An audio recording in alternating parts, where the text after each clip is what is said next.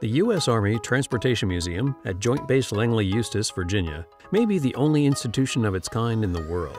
In it, you can see examples of all the major forms of military transport: past, present, and even a peek at the future. Some of the past attempts to peek into the future have created some of the strange, unusual, and sometimes bizarre experimental vehicles developed and tested for military use by the U.S. government, now in the care of the museum. Many of the experimental vehicles could be considered failures in themselves, but they all contributed to furthering our knowledge and assisting in the development of technologies that proved successful.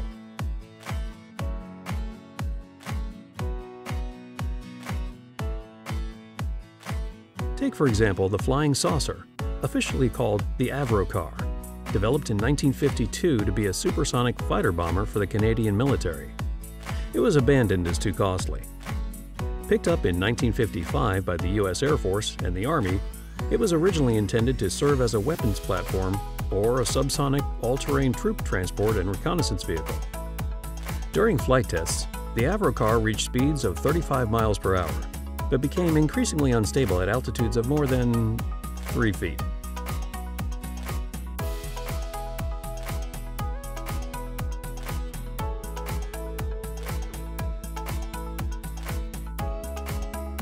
It was one of many experiments in ground effect technology, that is, when a cushion of air is pushed on the ground to cause the vehicle to rise. As the technology matured, more practical applications were tried. During the Vietnam War, 3 air cushion vehicles were tested as patrol craft on inland waterways. Despite their success in this role, they proved too expensive and hard to maintain. The only surviving example is also here at the museum, but the technology still had other applications. The Army developed a hovercraft cargo carrier called the LAC V-30, which was used in the early 80s and 90s.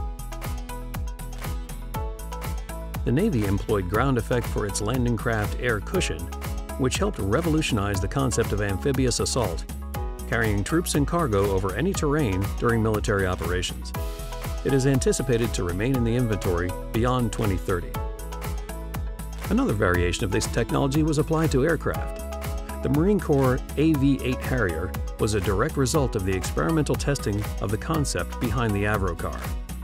Vertical takeoff and landing, that is, not having to use a runway, was how the Avro car was intended to work. The F-35, a 5th-generation stealth fighter, was the next advancement of this concept. Tilt rotors are another approach to vertical takeoff and landing. Early Army experiments were the precursor for the multi-service Bell OV-22 Osprey, which entered operational military service in 2007. The one-man rocket belt was tested extensively during the 60s. The images are dramatic, but the device is only useful for short-range flights and not adopted as practical for the military. The Army continues to explore new technologies to improve its transportation capabilities using advances in the commercial world, such as self-driving vehicles used in what are known as leader-follower convoys, or all-terrain robotic pack mules to ease the burden on infantrymen.